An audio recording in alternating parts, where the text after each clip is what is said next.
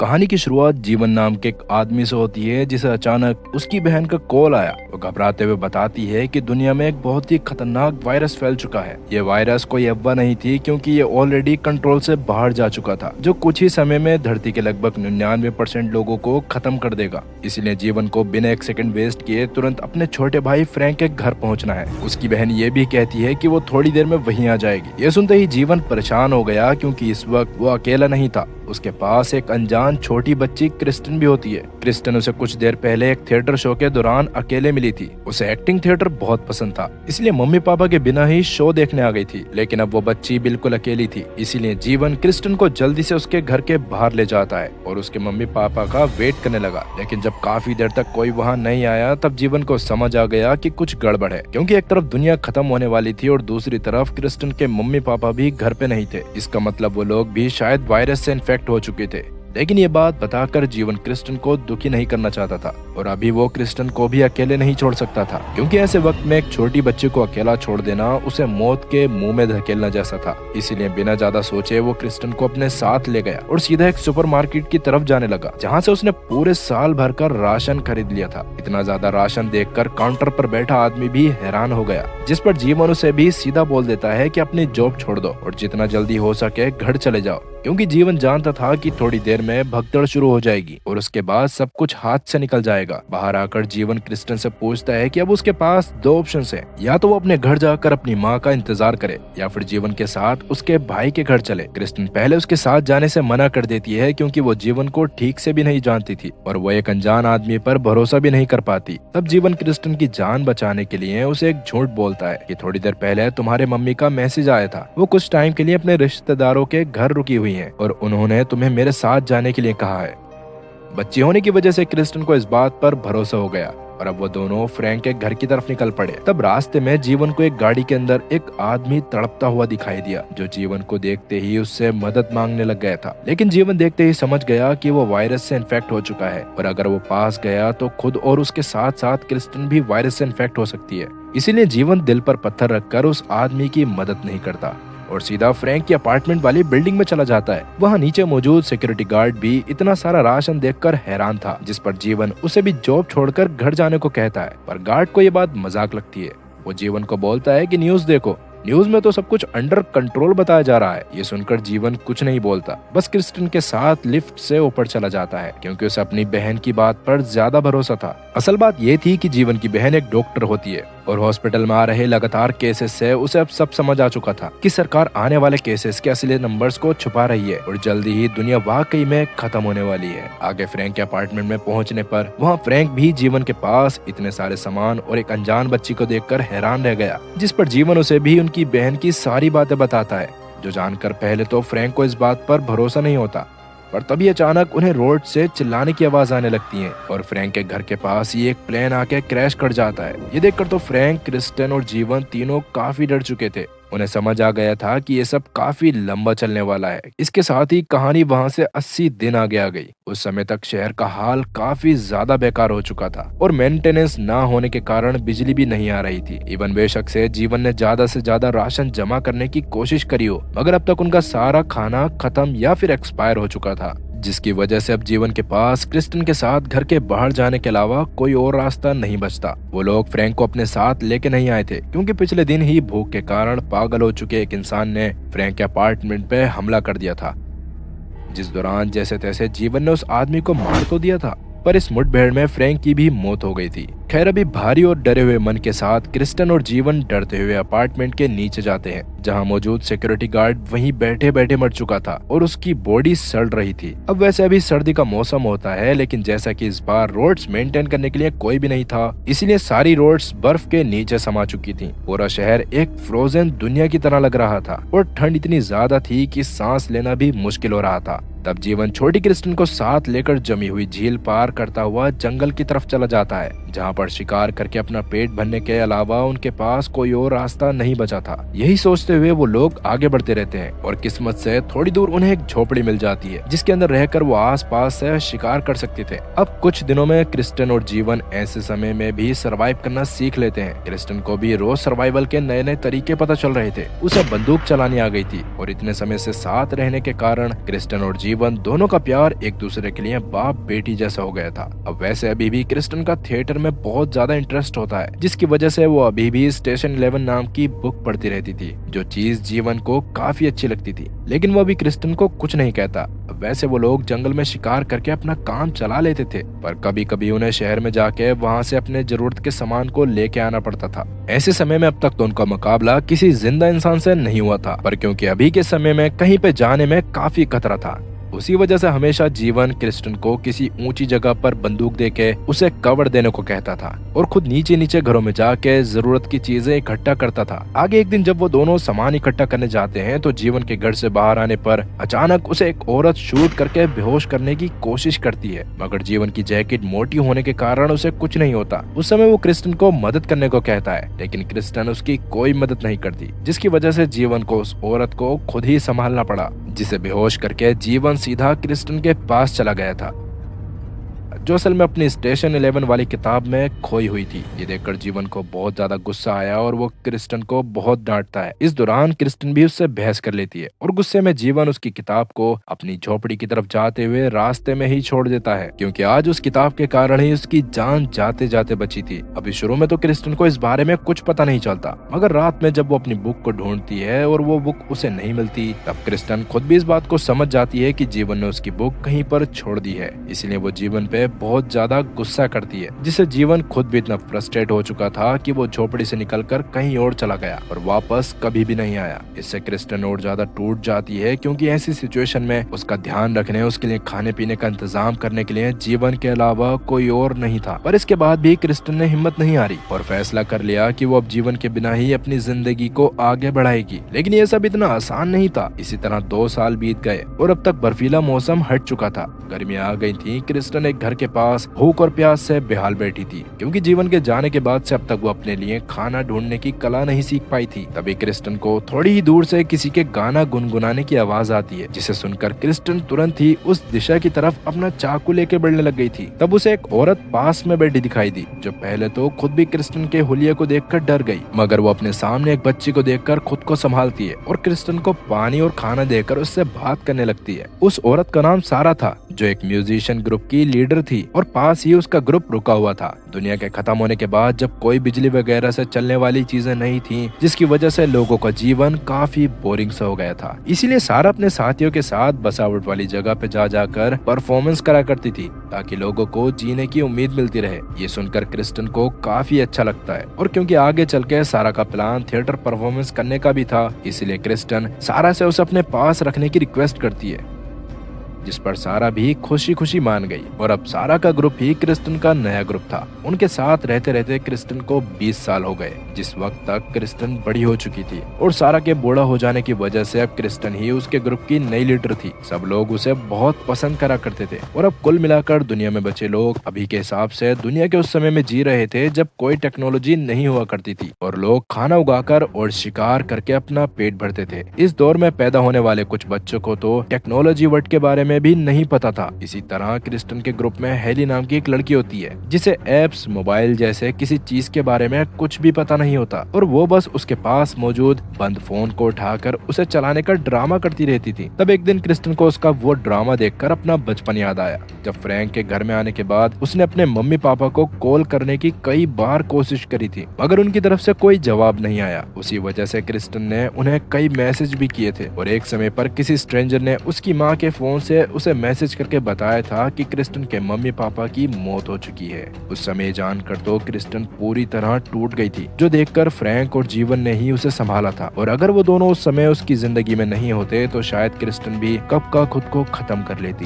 खैर, present time में Kristen एक दिन हेली के साथ एक गाँव में मौजूद नदी में तैरने जाती है, जहाँ अचानक उसे हेली अपने आसपास दिखाई देना बंद हो गई, जो देखकर क्रिस्टन डरते हुए उसे चारों तरफ ढूंढना शुरू कर देती है और थोड़ी देर बाद हेली उसे एक आदमी से बात बात करती हुई दिखाई दी, जो उन दोनों को ही अजीब तरह से घूर रहा था। तब क्रिस्टन उस आदमी से गुस्से में बात करती है, पर वो बताता है कि असल में वो उन दोनों का ही काफी बड़ा फैन है, क्योंकि अभी के टाइम पर एंटरटेनमेंट के लिए लोगों को क्रिस्टन के शोज का ही वेट करना पड़ता था। तब उसकी बातों को सुनकर क्रिस्टन शांत हो जाती है। इसके बाद वो और हेली उस आदमी डेविड और उसके साथी के साथ बैठकर थोड़ी देर बात करते हैं, जिस दौरान डेविड क्रिस्टन के हाथ में बने एक टैटू को देखकर जब उसके बारे में क्रिस्टन से पूछता है, तब वो उसे मजाक के अंदाज में कहती है कि ये उन लोगों की याद में है जिन्हें मैंने अपने हाथों से मारा था। ये सुनकर डेविड शांत हो गया और उसने क्रिस्टन को स्टेशन 11 बुक की ही एक लाइन बोली थी, जो सुनकर खुद क्रिस्टन भी शांत हो गई। पर अभी वो हेली के साथ वहां से चली जाती है। अब रात के समय में क्रिस्टन और उसके साथी डेविड और उसके गांव के लोगों के लिए एक धमाकेदार परफॉर्मेंस करते हैं। इस दौरान क्रिस्टन नोटिस करती है कि डेविड आराम से झाड़ियों के पीछे साइड में बैठा हुआ था, क्योंकि असल में उसको थिएटर में या सॉन्ग्स में कोई इंटरेस्ट होता ही नहीं है। सुबह बस उसने क्रिस्टन से झूठ बोला था, क्योंकि उस समय वो हेली को अपनी बातों में उलझाकर उसको अपने ग्रुप में शामिल कर लेता, ताकि आगे चलकर हेली उसके हिसाब से काम करे। उसने इसी तरह कई बच्चों को अपने ग्रुप में शामिल करा था। तब क्रिस्टन को भी याद आता है कि उसने डेविड की शक्ल एक वार्निंग पोस्टर पे देखी थी। उसी वजह से वो डेविड के पास जाके पहले उससे नॉर्मली बात करती है और बाद में उसको स्टैप करके तड़पता हुआ छोड़कर वहाँ से चली जाती है। उस वक्त क्रिस्टन के ग्रुप में मौजूद एक प्रेग्नेंट औरत की डिलीवरी भी हुई, जो देखकर क्रिस्टन को काफी अच्छा लगा और कहीं न कहीं उसे उम्मीद थी कि दुनिया वापस से पहले जैसी हो जाएगी। अब इसके अगले दिन जब क्रिस्टन अपने ग्रुप के साथ उस जगह से जाने वाली थी, मगर वहां से निकलने से पहले वो वापस उसी जगह पर जाती है जहां उसने टाइलर को जान से मारा था। मगर वहां जाते ही क्रिस्टन के होश पूरी तरह से उड़ गए, क्योंकि असल में अब तक टाइलर वहां से भाग चुका था और बस वहां खून के डब्बे मौजूद थे। तब क्रिस्टन को वो पल याद आया जब उसने टाइलर को स्टेप करते हुए उससे उन लाइन्स के बारे में पूछा था, जो स्टेशन 11 में लिखी हुई थी। जबकि सबसे अजीब बात ये थी कि उसके राइटर ने खुद वो बुक सिर्फ क्रिस्टन को दी थी और उस बुक की बस एक कॉपी थी, मगर टाइलर ने क्रिस्टन को इस बारे में कुछ नहीं कहा था। अब वैसे वो बुक क्रिस्टन ने अपनी ही टीम के एक मेंबर के घर में छुपाई थी। इस बारे में क्रिस्टन सारा से बात करते हुए उसको भी बताती है, जो सुनकर अब सारा को उस बूढ़े आदमी और उसके साथ रहने वाले लोगों की टेंशन होने लग गई थी। उन्हें लग रहा था कि शायद टाइलर ने पहले उन पर हमला करके उन लोगों को मार दिया है, इसलिए वहाँ के हाल को चेक करने के लिए सारा अपने साथियों के साथ उसी बूढ़े मेंबर के घर जाती है, जिसके घर में काफी सारे बच्चे रहा करते थे और उनकी सेफ्टी के लिए उसने घर के थोड़ा सा दूर काफी सारी माइंस लगाई हुई थी। तब शुरू में क्रिस्टन और उसके साथियों को माइंस का वार्निंग साइन देखकर पहले तो माइंस होने की बात पर भरोसा नहीं होता, पर उन लोगों के घर के पास पहुंचने से पहले ही वहां बूढ़ा आदमी अपनी बीवी के साथ उन लोगों को वो जगह क्रॉस करने से मना करता है, क्योंकि सच में वहां माइंस मौजूद थी। मगर अब सबसे बड़ी दिक्कत ये थी कि उस बूढ़े आदमी को याद नहीं था कि उसने वो माइंस कहां पर बिछाई हुई है। इस बात को सुनने के बाद भी हेली उस बूढ़े आदमी को देखकर खुद को कंट्रोल नहीं कर पाती और माइंस के बीच में भागते हुए उस आदमी को गले से लगा लेती है। अब ये काफी खतरनाक तो था,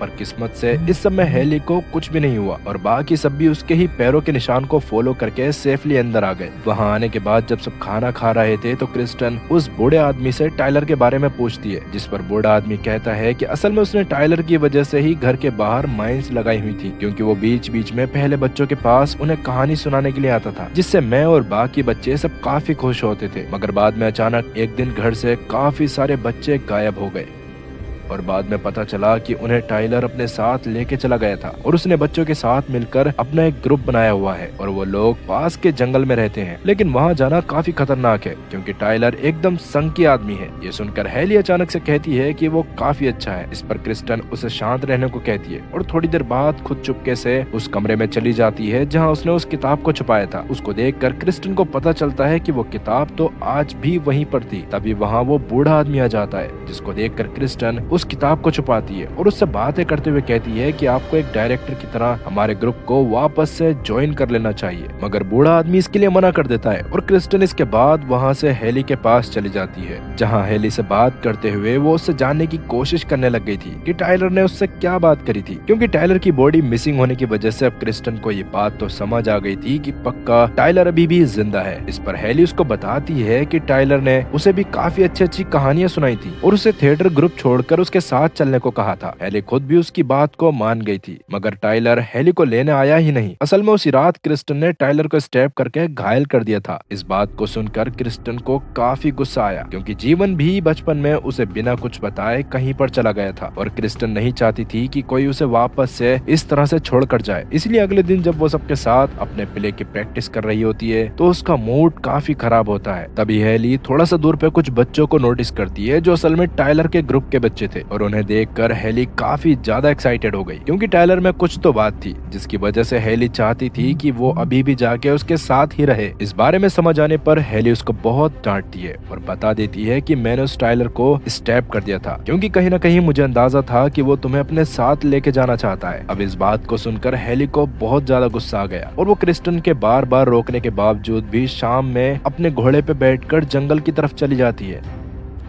इस बारे में क्रिस्टन को पता चलने पर उसे बहुत ज्यादा बुरा लगता है, जिसके बारे में वो रात में सोच ही रही थी कि तभी उसे गलियारे में से किसी बच्चे की आवाज आई और वहां जाके चेक करने पर वहां उनमें बच्चों में एक बच्ची मौजूद थी जिसको टाइलर अपने साथ लेके गया था। उसको देखते ही अभी क्रिस्टन के होश उड़ गए, क्योंकि उस बच्ची के शरीर से एक माइन चिपकी हुई थी जो टाइलर ने उस बूढ़े आदमी के लिए भेजा था ताकि वो उसको मार सके। इस बारे में उस बूढ़े आदमी को पता चलने पर वो माइन को डिफ्यूज करने की कोशिश करने लगा और क्रिस्टन बाहर जाके सोचने लगी कि टाइलर उस बूढ़े आदमी को क्यों मारना चाहता है। लेकिन बाहर जाके उसे समझ आया कि असल में टाइलर उस माइन से बूढ़े आदमी को नहीं बल्कि उसको मारना चाहता था, क्योंकि उसने टाइलर को मारने की कोशिश करी थी। ये समझ आते ही क्रिस्टन भागते हुए अंदर जाने लगी, लेकिन उसके अंदर जाने से पहले ही माइन ब्लास्ट हो गई, जिससे बूढ़े आदमी के पूरे घर के छितड़े उड़ गए थे। अब किस्मत से क्रिस्टन के साथ ही बूढ़े आदमी के घर में नहीं रुके थे, इसलिए वो सेफ होते हैं। मगर टाइलर की इस हरकत को देखकर क्रिस्टन को हेली के लिए काफी डर लगने लगा था और वो तुरंत ही उसे ढूंढने के लिए जंगल की तरफ जाने लगी। उसी दौरान माइन वाले एरिया को क्रॉस करने पर क्रिस्टन को ये बात भी समझ आई कि बेशक से उस बूढ़े आदमी ने अपने घर के पास में माइंस लगाई हो, पर वो सारी माइंस टाइलर पहले ही वहाँ से चुरा कर ले जा चुका है और उसी वजह से पहले हेली को बूढ़े आदमी के पास आने पर कोई दिक्कत नहीं हुई थी और अब क्रिस्टन को भी वहाँ से निकलने में कोई दिक्कत नहीं हुई। तब क्रिस्टन को वो पल भी याद आता है जब एक समय पर उसने हेली को उसके बचपन में खो दिया था, जिसके बाद वो काफी ज्यादा डर गई थी। पर बाद में हेली को उसने जैसे तैसे ढूंढ ही लिया था, मगर क्या अभी हेली सेफ होगी और टाइलर ने उसे कोई नुकसान नहीं पहुंचाया होगा? यही सब सोचते हुए क्रिस्टन लगातार जंगल में अंदर जाती रही। अब इसके अगले दिन सारा और बाकी सब उस बूढ़े आदमी की मौत की वजह से काफी दुखी थे। तभी वहाँ हेली खुद भी आ गई, जो पूरी रात पास में ही थी और अभी काफी ज्यादा थक चुकी थी। अभी उसको देखकर सब क्रिस्टन के लिए भी परेशान होने लगे। तब क्रिस्टन को हेली के सेफ होने के बारे में बताने के लिए सारा तुरंत काफी सारी रंग बिरंगी फ्लेयर्स को हवा में फायर करती है, जो क्रिस्टन ने देख ली थी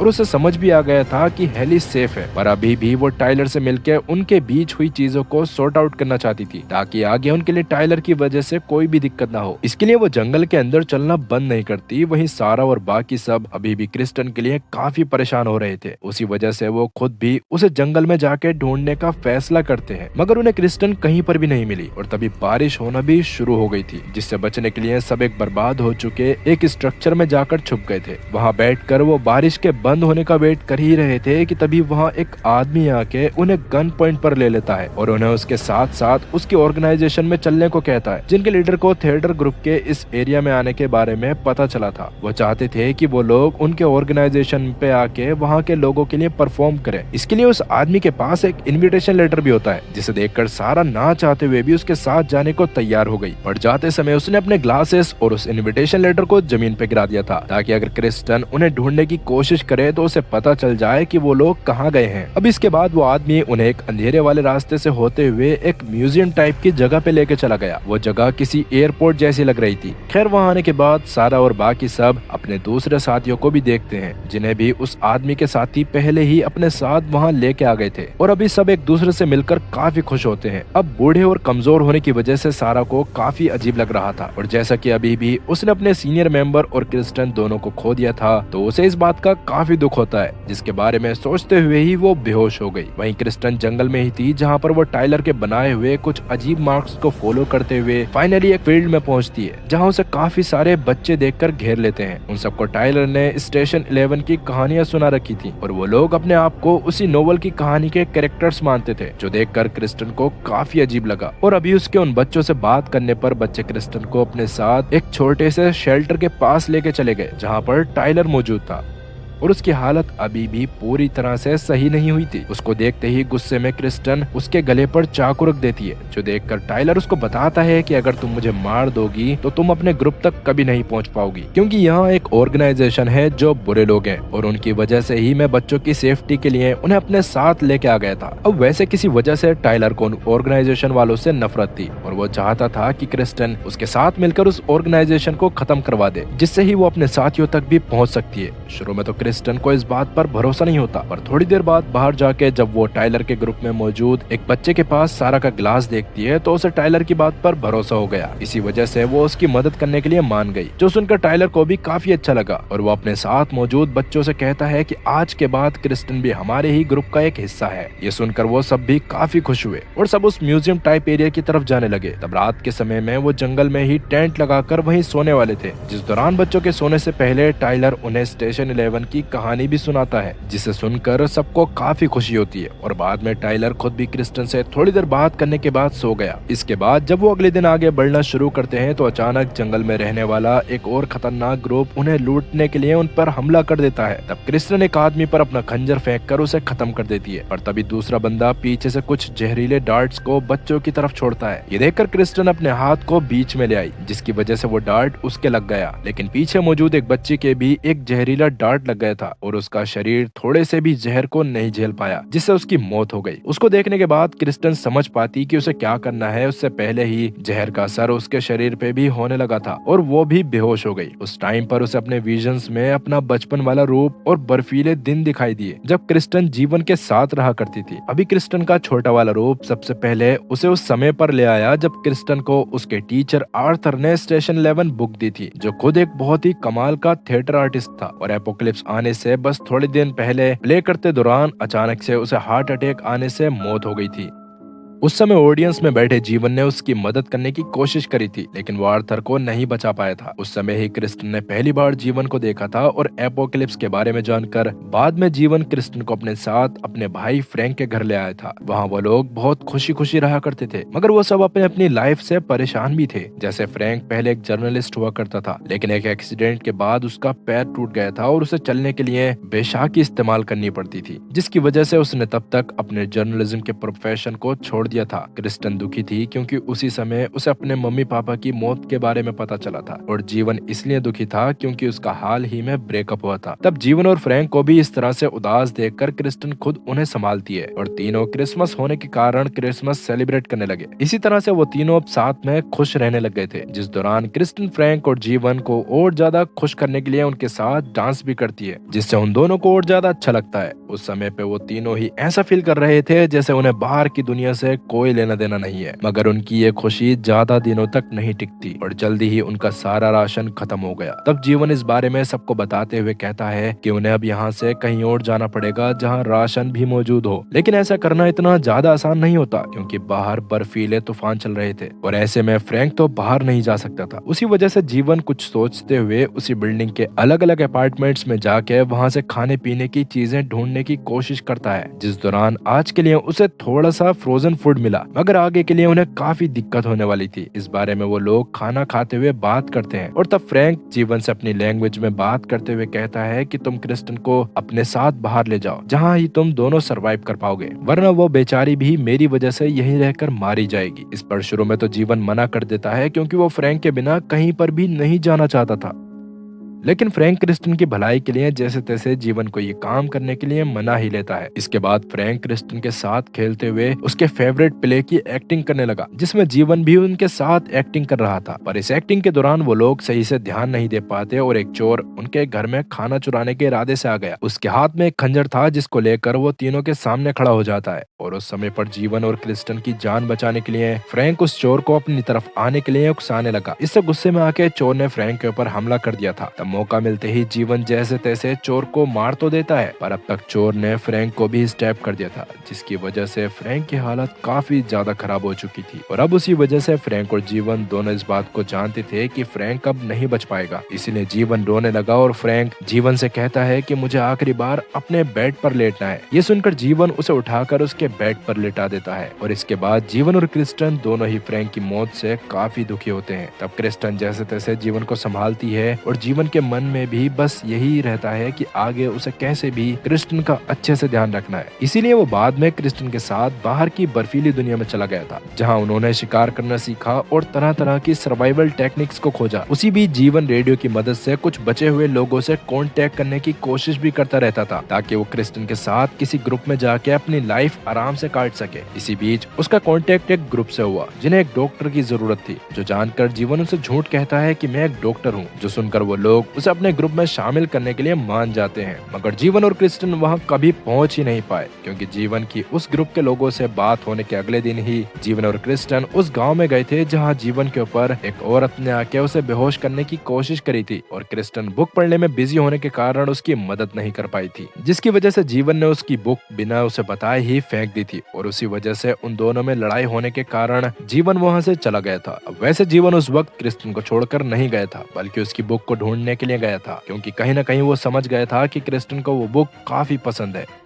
उस समय वो बुक उसे भी मिल गई थी, लेकिन अचानक उस पर एक भूखे जंगली भेड़िए ने हमला कर दिया था। उसी वजह से वो वापस नहीं आ पाया। लेकिन प्रेजेंट टाइम में क्रिस्टन को ये सब नहीं पता होता, और उसे अभी भी यही लगता था कि जीवन गुस्से में उसे छोड़कर चला गया था। अब क्रिस्टन को होश आने पर उसके सामने टाइलर मौजूद होता है, जिसने जैसे तैसे क्रिस्टन को बचा लिया था, पर क्रिस्टन 3 दिन से बेहोश थी। ये सुनकर क्रिस्टन काफी हैरान होती है, और अभी वो टाइलर का शुक्रिया करते हुए उससे जानने की कोशिश करती है कि अगर टाइलर ने उस बूढ़े मेंबर के घर से बुक चुराई नहीं थी तो उसे स्टेशन 11 की कहानी कैसे पता। इस पर टाइलर उसे बताता है कि असल में वो उस बुक की सिर्फ एक कॉपी नहीं थी, उस बुक की एक और कॉपी थी जिसे आर्थर ने अपने बेटे यानी टाइलर के लिए भेजा था। अब ये बात सुनकर क्रिस्टन हैरान हो गई, क्योंकि उसे नहीं पता था कि टाइलर असल में आर्थर का बेटा है। अब इसके साथ ही कहानी वहाँ से पास्ट में मार्ला नाम की एक औरत पड़ जाती है, जो पहले के टाइम पर आर्थर की गर्लफ्रेंड और एक कमाल की राइटर हुआ करती थी, और स्टेशन 11 असल में मार्ला ने ही लिखी थी, जिसके बारे में उसने आर्थर को बताया था। आर्थर को भी उसकी कहानी काफी अच्छी लगी, और उसी वजह से वो एक छोटी सी पार्टी के दौरान डिनर करते हुए सबके सामने उस स्टोरी के बारे में जिक्र करता है, जो मार्ला को बिल्कुल भी पसंद नहीं आया, क्योंकि असल में मार्ला का बचपन काफी ज्यादा टेंशन में बीता था, और उसी वजह से वो काफी इंट्रोवर्ट टाइप की औरत थी। इसलिए वो डिनर के दौरान ही गुस्से में आर्थर से ब्रेकअप करके वहाँ से चली गई, जबकि आर्थर बस परेशानी के कारण हंसता रहता था। इसके बाद मार्ला इस बारे में आर्थर के सबसे अच्छे दोस्त क्लार्क से बात करती है, जो उसको बताता है कि अपने डिवोर्स के बाद से आर्थर किसी भी रिश्ते को बचाने की कोशिश नहीं करता,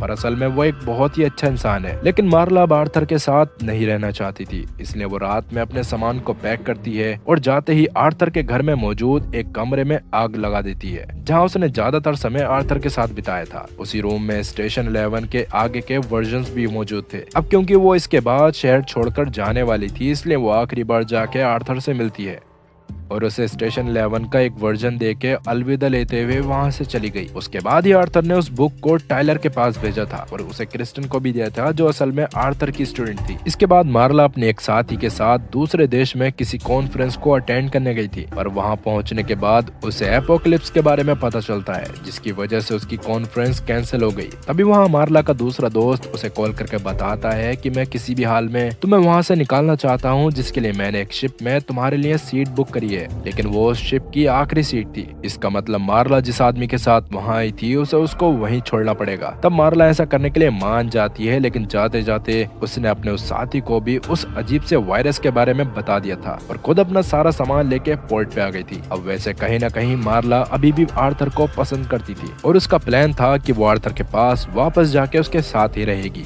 लेकिन अचानक से उसको क्लार्क कॉल करके बताता है कि आर्थर की स्टेज पे हार्ट अटैक से मौत हो गई है। ये बात सुनकर मार्ला पूरी तरह से टूट गई, और उसको समझ नहीं आता कि फिलहाल उसको क्या करना चाहिए। वो इस बात को समझ चुकी थी कि अब वो आर्थर से कभी नहीं मिल पाएगी। यही सोचकर वो इतना ज्यादा परेशान हो गई कि वो शिप पे ना जाकर वापस से कॉन्फ्रेंस वाली बिल्डिंग में आ गई, जहाँ एक रूम में वो अपने आप को अपनी बुक के एस्ट्रोनॉट की तरह बहुत ज्यादा अकेला फील कर रही थी। वहीं आर्थर की मौत के बारे में जानकर क्लार्क भी प्लेन से उसके शहर की तरफ जाने लग गया था, जिस दौरान ही प्लेन में उसकी मुलाकात आर्थर की एक्स वाइफ एलिजाबेथ और बेटे टाइलर से होती है। जिस समय टाइलर एक बच्चा था और वो लोग भी आर्थर के फ्यूनरल पर ही जा रहे थे। अब वैसे उनके प्लेन के उड़ान भरने के बाद एपोकलिप्स इतना ज्यादा फैल चुका था कि प्लेन को बीच में ही किसी और एयरपोर्ट पे लैंड करवा दिया गया, जहां उतरने के बाद किसी को कुछ भी समझ नहीं आता कि उन्हें क्या करना चाहिए। तभी सबको न्यूज से दुनिया के हाल के बारे में पता चलता है, जिसे देखकर सब परेशान हो जाते हैं और अब उन्हें ये पता नहीं होता कि अब उन्हें और कितना समय इसी एयरपोर्ट पे रहना पड़ेगा। अब वैसे एलिजाबेथ उस समय इतना ज्यादा टेंशन में नहीं थी, क्योंकि वो वैसे एक पॉपुलर सेलिब्रिटी थी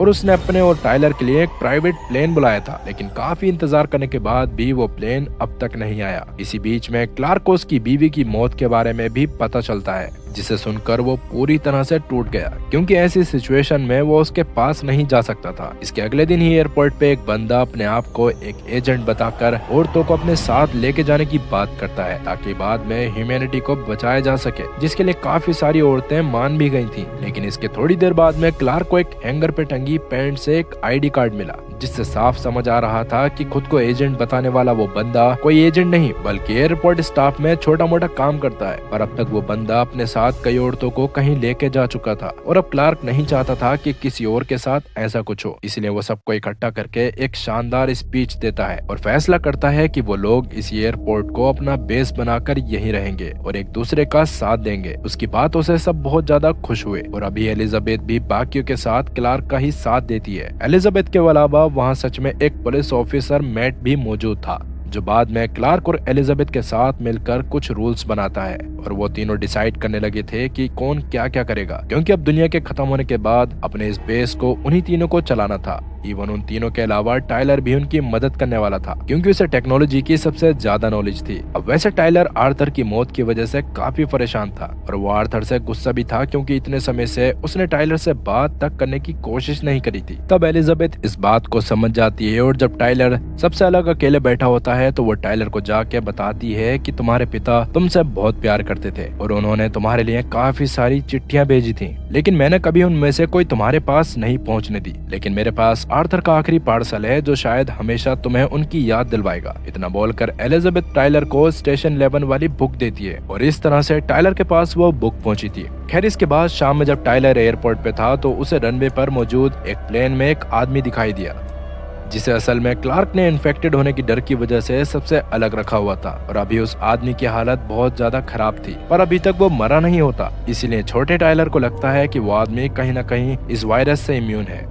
इसीलिए वो उसे अपने साथ जैसे तैसे बाकी सबके पास लेके आ गया। मगर क्लार्क और बाकी लोग उसे देखकर इतना ज्यादा डर जाते हैं कि मैट तुरंत ही बंदूक निकालकर उसे सबके सामने शूट करके खत्म कर देता है। ये देखकर टाइलर के तो होश उड़ चुके थे। तब एलिजाबेथ तुरंत उसके पास जाके उसे संभालने लगती है, पर अब क्लार्क और बाकी सब एलिजाबेथ और टाइलर दोनों को ही उस प्लेन में क्वारंटीन कर देते हैं, क्योंकि उन्हें लग रहा था कि अब वो दोनों भी इन्फेक्टेड है। पर किस्मत से ऐसा कुछ नहीं होता और 30 दिन के लंबे क्वारंटीन के बाद उन्हें प्लेन से बाहर निकाला गया। अब इन 30 दिनों में टाइलर ने स्टेशन 11 बुक को बार बार पढ़ा था और कहीं न कहीं वो उसे पढ़ पढ़कर मेंटली इल भी हो चुका था, इसलिए वो किसी से बात नहीं करता और बाहर आने के बाद भी उसी बुक में घुसा रहता था, जो देखकर क्लार्क एलिजाबेथ से कहने लग गया था कि शायद टाइलर का उनके ग्रुप में होना सही नहीं है। ये बातें टाइलर खुद भी रेडियो की मदद से सुन लेता है, जो उसे इतनी ज्यादा बुरी लगती है कि वो रात के समय में रनवे पे मौजूद प्लेन में आग लगा देता है और बाकी सबको ऐसा दिखाता है कि वो खुद भी उस प्लेन में जलकर मर गया है। इससे सब काफी परेशान हो गए थे और कहीं न कहीं क्लार्क खुश भी था, क्योंकि अब एलिजाबेथ कहीं न कहीं बस उसकी बात मानने वाली थी।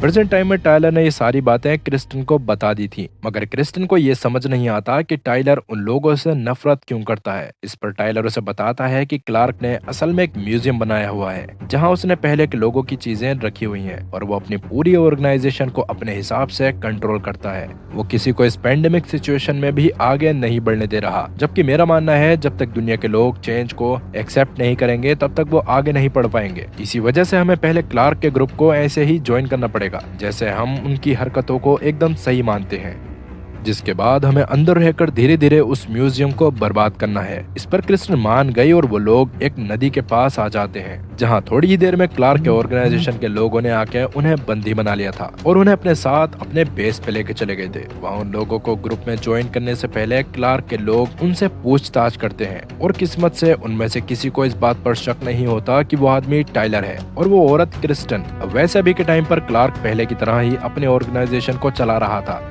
जहां वो अपनी मनमानी करता था और जो भी उसके रूल्स को फॉलो नहीं करता था उन्हें मार दिया जाता था। खैर अभी वो जाके क्रिस्टन और टाइलर से अपने बनाए गए म्यूजियम में ही मिलता है, पर वो भी उन दोनों को पहचान नहीं पाता। उनका स्वागत करके वो वहाँ से चला गया और वहाँ से निकलते समय मौका देखकर टाइलर ने कुछ बॉम्ब्स म्यूजियम में लगा दिए। अब इसके बाद क्रिस्टन सबसे पहले अपने साथियों के पास जाके उनसे मिलती है। उसे पता चलता है कि सारा को हार्ट अटैक आया था, लेकिन एलिजाबेथ उन्हें किसी से मिलने नहीं दे रही थी। ये सुनकर क्रिस्टन को काफी बुरा लगा। वहीं कहीं न कहीं मैट को इस बात पर शक हो चुका था कि टाइलर असल में वही टाइलर है जो बचपन में शायद सबको बेवकूफ बनाकर वहाँ से भाग गया था। इस बारे में जाके वो एलिजाबेथ से बात करता है, लेकिन एलिजाबेथ को पूरी तरह से भरोसा नहीं होता। अब रात के समय में टाइलर क्रिस्टन से बात करके उसे अपने साथ वेंटिलेशन डक्ट से सबसे पहले सारा से मिलवाने ले गया। तब टाइलर क्रिस्टन से बात करते हुए कहता है कि तुम एयरपोर्ट पे होने वाली परफॉर्मेंस बहुत अच्छे से करना, और एलिजाबेथ उससे यही कहती है कि मैं भी इतने समय से टाइलर का वेट कर रही थी, क्योंकि मेरा मन भी नहीं मानता था कि वो मर गया है। पर पकड़े जाने के बाद से टाइलर ने किसी से ज्यादा बात नहीं करी और वो बार बार इस बात को मानने से मना कर रहा था कि वो एलिजाबेथ का बेटा टाइलर है। इस पर क्रिस्टन एलिजाबेथ से कहती है कि शायद आपको टाइलर के साथ मिलकर हमारे प्ले में परफॉर्म करना चाहिए, इससे आप दोनों बात कर पाओगे और कहीं न कहीं टाइलर का मन भी पिघल जाएगा। इस पर एलिजाबेथ मान गई। वहीं जंगल में अब तक टाइलर के सारे बच्चे छुपे हुए थे, जिन्हें टाइलर ने म्यूजियम के ब्लास्ट होने तक वेट करने को कहा था। और अब म्यूजियम के ब्लास्ट होने के बाद वो एक बूढ़े से आदमी के साथ धीरे धीरे ऑर्गेनाइजेशन के बेस की तरफ बढ़ रहे थे। थोड़ी देर में वो बूढ़ा आदमी ऑर्गेनाइजेशन में पहुंच जाता है और वो बूढ़ा आदमी असल में कोई और नहीं बल्कि खुद जीवन था, जो अब सच में काफी जाना माना डॉक्टर बन चुका था। और अभी उसे वहाँ पर सारा का इलाज करने के लिए बुलाया गया था, पर अभी तक वो जिंदा कैसे है और क्रिस्टन को उसके बारे में पता चलने पर क्या होगा, आपको जल्दी ही पता चलेगा। खैर अभी जब जीवन सारा के पास जाता है तो उसकी हालत देखकर जीवन को समझ आ गया कि सारा अब ज्यादा देर तक सरवाइव नहीं कर पाएगी, इसलिए वो उसके लिए प्रे करता है और सारा की उस समय मौत हो जाती है। इसके बाद जीवन क्लार्क को भी जाके चेक करता है, क्योंकि क्लार्क असल में खुद भी एक जानलेवा बीमारी से जूझ रहा था, जिसका इलाज आज तक कोई नहीं कर पाया था। वहीं क्रिस्टन अभी एलिजाबेथ के साथ टाइलर के पास उसे प्ले में पार्टिसिपेट करने के लिए मनाने जाती है, जिस पर शुरू में तो टाइलर नहीं मानता, पर बाद में जब उसे लगता है कि वैसे फ्री हो जाएगा और प्ले के दौरान वो क्लार्क को भी जान से मार सकता है, तो वो एलिजाबेथ के साथ प्ले में पार्टिसिपेट करने के लिए मान गया। अब वैसे उसी दिन क्लार्क खुद भी टाइलर को जान से मारना चाहता था, जिस बारे में पता चलने पर क्रिस्टन क्लार्क के पास जाके उससे बात करती है और उसको अपनी सच्चाई बताते हुए बोलती है कि पहले मैं भी टाइलर को जान से मारना चाहती थी, लेकिन बाद में जब मुझे पता चला कि वो मेरे टीचर का बेटा है तो मैंने उसको जान से ना मारने का फैसला करा। इस बात को सुनकर क्लार्क भी टाइलर को जान से मारने का इरादा बदल देता है, क्योंकि वो भी आर्थर की बहुत रिस्पेक्ट करता था। इसी वजह से अब वो खुद भी प्ले में पार्टिसिपेट करने का फैसला करता है। वैसे क्रिस्टन को इस बारे में पता था कि टाइलर क्लार्क को जान से मार देगा, इसी वजह से वो हेली से बोलकर प्ले से पहले टाइलर को एक खंजर दिलवा देती है, लेकिन टाइलर के स्टेज पर जाने से पहले बोलती है कि कोई भी इंसान किसी को नफरत नहीं करता और बदला लेने से कभी कुछ नहीं बदलता, बस लोग अपने आप से ज्यादा नफरत करने लगते हैं। ये सुनने के बाद भी टाइलर स्टेज पर चला गया था, जिसमें प्ले के अकॉर्डिंग एलिजाबेथ और क्लार्क राजा रानी बने थे और टाइलर को राजा यानी क्लार्क को जान से मारना था। तब वो अपने डायलॉग्स बोलने के बाद सच में क्लार्क को मारने वाला होता है, पर क्लार्क उसको बताता है कि असल में कभी उसने टाइलर को हेट करा ही नहीं, वो बस उस समय थोड़ा सा पावर के चक्कर में उसके साथ गलत करने वाला था, लेकिन उसे लगा कि वो सब सही है। मगर टाइलर के जाने के बाद उसे एहसास हुआ कि वो टाइलर को अपने बेटे की तरह देखता था और वो एलिजाबेथ से इस बारे में बात भी करता था। अब ये बात सुनकर टाइलर पूरी तरह से हैरान रह गया, क्योंकि उसे तो यही लगता था कि उसको कभी किसी ने प्यार करा ही नहीं, पर आज उसे पता चला कि उसके अगल बगल उसको प्यार करने वाले लोग भरे पड़े थे। इसलिए अब वो क्लार्क को नहीं मार पाता और स्टेज से उतरकर वहां से चला गया। इस दौरान प्ले देखने के लिए वहां जीवन भी मौजूद था, जो सब होने के बाद जब क्रिस्टन को देखता है तो समझ जाता है कि वो वही लड़की है जिसको वो बचपन में अपने जिगर का टुकड़ा मानता था। अभी क्रिस्टन भी जीवन को देखकर हैरान रह गई थी। वो तुरंत जीवन के पास जाके उससे बात करने लगती है और पूछती है कि वो उसके पास वापस क्यों नहीं आया। तब जीवन उसको बताता है कि वो उस रात उसके लिए बस वही किताब लेने गया था जिस दौरान अचानक से उस पे एक भेड़िए ने हमला कर दिया। तब जैसे तैसे जीवन ने उस भेड़िए को मार तो दिया था, मगर वो इतना ज्यादा घायल हो चुका था कि वो वापस नहीं आ सकता था। उसने खिसकते हुए अपनी झोपड़ी के पास आने की कोशिश भी करी, पर वो बेहोश हो गया। और तभी किस्मत से वहाँ लोरा नाम की औरत आ गई, जो असल में उसी ग्रुप की लीडर थी जिनसे जीवन ने झूठ कहा था कि वो डॉक्टर है। और जब जीवन को उस गाँव में एक औरत ने बेहोश करने की कोशिश करी थी तो वो औरत भी खुद लोरा ही थी, जो जीवन को बेहोश करके अपने बेस पे लेके जाना चाहती थी। खैर उस समय हालात खराब होने की वजह से जीवन को 4 दिन बाद होश आया था और उसे पता चला कि लोरा के ग्रुप में बहुत सारी प्रेग्नेंट औरतें थीं और वो इसीलिए डॉक्टर की मदद चाहती थी ताकि उन सबकी डिलीवरी सही से करवाई जा सके। पर उस समय पर जीवन ने उनसे माफी मांगते हुए उन्हें बता दिया था कि वो डॉक्टर नहीं है। इससे लोरा गुस्सा तो नहीं होती, लेकिन अभी उसकी सब सही से संभाल पाने की उम्मीद टूट गई थी। वैसे उस समय पर भी जीवन चाहता था कि वो क्रिस्टन के पास वापस चला जाए, लेकिन तब उसे पता चलता है कि उसकी जान बचाने के लिए उसके एक पैर को काटना पड़ गया था, क्योंकि उसका पैर भेड़िए के हमले में काफी घायल हो चुका था। ये सुनकर जीवन पूरी तरह से टूट गया और तब लोरा उसे एक और बात बताती है कि उसके ऑपरेशन के अगले दिन वो उसकी झोपड़ी में गई थी, लेकिन वहाँ कोई बच्ची मौजूद नहीं थी। ये सुनकर जीवन और ज्यादा परेशान हो जाता है, क्योंकि उसे क्रिस्टन की टेंशन होने लगी थी। वो तुरंत ही एक व्हील चेयर लेके बेस से बाहर आया, जहाँ एक बर्फीला तूफान आ रखा था, जिसके बीच होके किसी भी हाल में झोपड़ी तक नहीं पहुंचा जा सकता था। और उसके बावजूद जीवन झोपड़ी की तरफ जाने लगा, लेकिन तभी उसकी नजर बाहर मौजूद लोरा की ग्रुप की एक औरत पर पड़ी, जो लेबर पेन के कारण बेहोश हो गई थी। और तब उसको देखकर जीवन वहाँ से ना जाकर उस औरत को अंदर लेकर चला गया और उसकी डिलीवरी करवाने में लोरा की मदद करने लगा। इसके बाद जीवन को समझ आ गया था कि कहीं न कहीं यही की औरतों को उसकी ज्यादा जरूरत है और क्रिस्टन इतनी समझदार है कि वो खुद को जैसे तैसे संभाल लेगी। इसलिए जीवन अब वहीं रुक जाता है, जिसके साथ ही उसे लोरा से प्यार हो गया था और उन दोनों का भी बच्चा था। अब जैसा कि जीवन की बहन भी डॉक्टर थी, तो उसको बेसिक चीजों के बारे में पता होता है और उसी तरह वो वहाँ रहकर सभी औरतों की मदद करता है। इसके बाद जब सभी औरतों की डिलीवरी सही से हो गई, तो जीवन लोरा के साथ अपनी उस झोपड़ी में जाता है जहाँ वो क्रिस्टन के साथ रहा करता था, पर वहाँ क्रिस्टन नहीं थी। इसके बाद वो हर 6 महीने में वहाँ जाया करता था, ताकि कभी न कभी उसकी मुलाकात क्रिस्टन से हो जाए। लेकिन क्रिस्टन उसे यहाँ एयरपोर्ट बेस पर मिली। प्रेजेंट में ये सब बातें जानने के बाद क्रिस्टन बहुत ज्यादा इमोशनल हो गई और जीवन से काफी देर बात करने के बाद से अपने ग्रुप के साथ आगे के सफर पर चली गई। तब जीवन और क्रिस्टन ने फैसला कर लिया था कि वो हर साल एक न एक बार जरूर मिलेंगे।